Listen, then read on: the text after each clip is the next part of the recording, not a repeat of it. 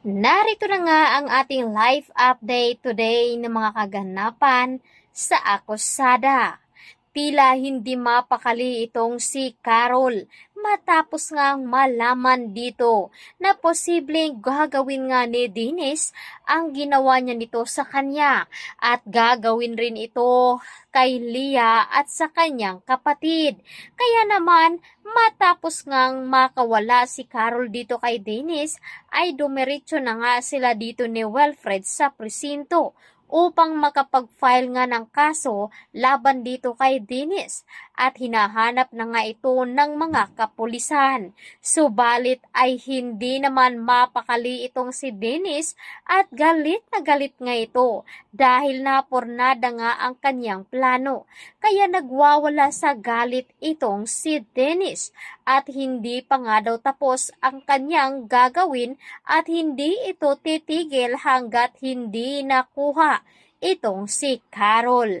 Samantalang nag-aalala naman itong si Amber matapos malaman ni Amber na kinuha rin itong si Tristan at Leah at mapapahamak nga ba ang kanyang kapatid.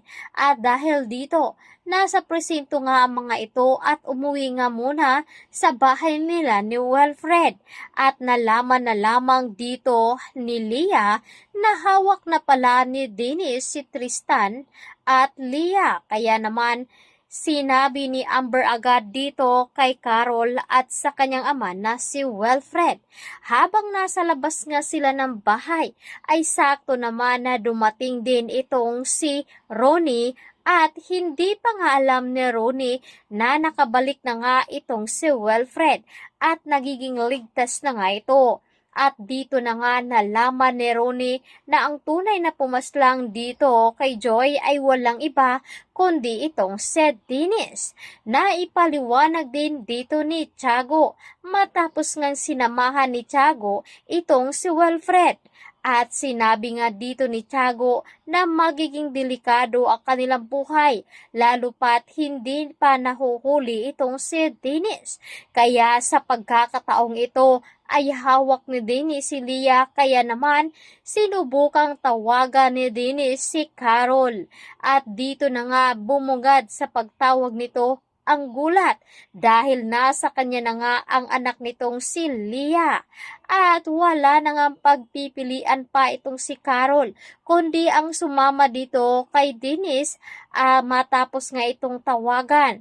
Dahil mapapahamak ang kanyang anak, pati na rin ang kanyang kapatid kapag hindi ito sumama sa kanya. Kaya wala na nga choice si Carol. Nakikiusap naman itong si Wilfred na hindi pwedeng hindi ito sumama dahil ililigtas nga nito ang kanyang anak na si Leah. Ito na nga ba ang tagpo na sino ang dapat na mawala? Kaya tutukan natin ito sa nalalapit na nga ng pagtatapos dito sa Akosada.